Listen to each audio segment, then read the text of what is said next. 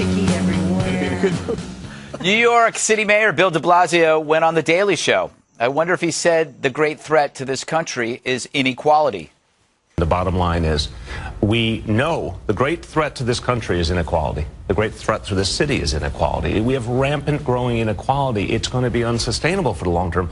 People need a core hope in our society, in democratic society, that they can actually get somewhere. Now, this is often said to nodding heads, all fearful that disagreement comes off as cold, mean, Republican. You probably eat babies, free range. Me, I don't care, for I've yet to see a solution to this issue that doesn't rhyme with socialism.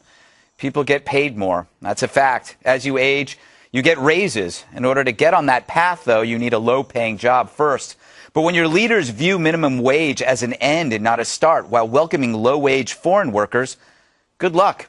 Some people also get rich because their jobs create more profit.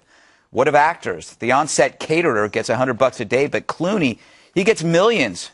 Where's Hollywood on this injustice? But de Blasio's lucky. He's calling inequality a threat because the real threat gets creamed every day by the cops.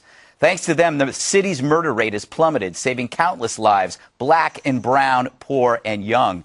The real measure of equality is security.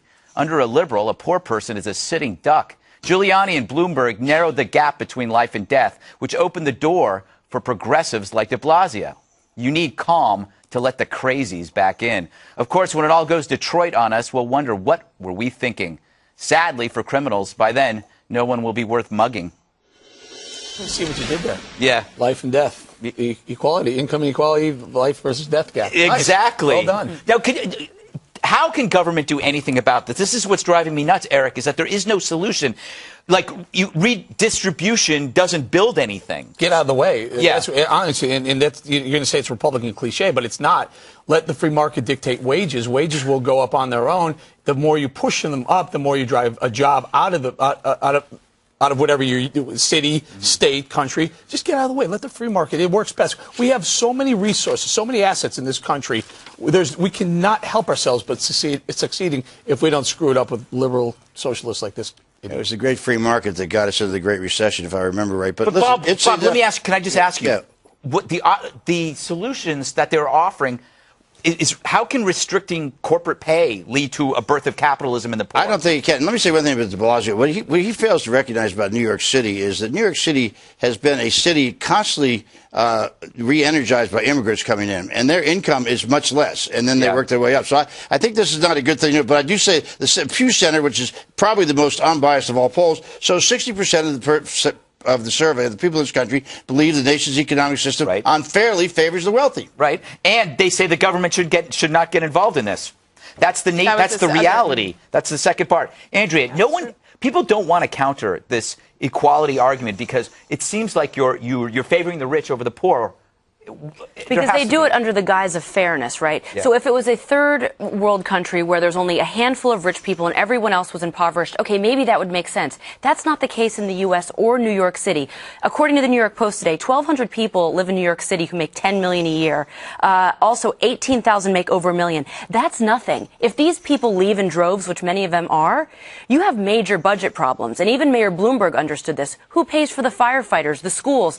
He said, de Blasio promised pre-K. And so Governor Cuomo came in and he says, all right, I'll give you the money for it. And Bill de Blasio said, nope, I want to tax these New Yorkers anyway. He's gutting charter schools, which is really hurting the middle class and the poor, giving them on a fair footing because they're not unionized. So they want to take all the money from the rich is what they want to do, Greg. I don't see how that helps the poor in any way. Yeah. I just don't see it. What's the political response to this for a Republican? Well, I think one is defining the problem better, because what de Blasio is saying is he's not connecting the dots so Republicans can do it. So when he says, but I'm just echoing what you all have said, they need a core amount of visible opportunity, and that's been slipping away. He doesn't then connect the dot to how restricting corporate pay would then help provide more opportunity. Yeah. And one thing I'll tell you, just living here for a couple of years, you go into any small business, there are 27 certificates or permits that are up on the wall. The barriers to entry to being able to start a business in New York City is so daunting, even to me. I would have the means to be able to maybe think about starting to do it, but it's so daunting. I wouldn't put my toe in the water. Yeah. And if you're an immigrant into this country, or not even immigrant, if you're a young person, graduated, do you leave college and come back to New York City to be able to start a big, thriving business? It's very rare that happens, and Andrea's statistics there bear that out. That's a very good point about have those regulations. I only wish that Wall Street and the big industrials downtown had the same restrictions and regulations on them. They would have tried to scam us the way they did. Too bad all the Democrats blocked all of those reforms in the early 2000s. We got Dodd-Frank, and that's very good. I hope it was get stronger than that. Oh, the cat watching Barney the Frank hen house was really great. I'd say break up the big banks. You know, it's one last point, and we'll move on. This fact always stuck with me. Maura Pennington at Forbes pointed out that Forbes would not publish its 400 list of the richest if it were identical every year.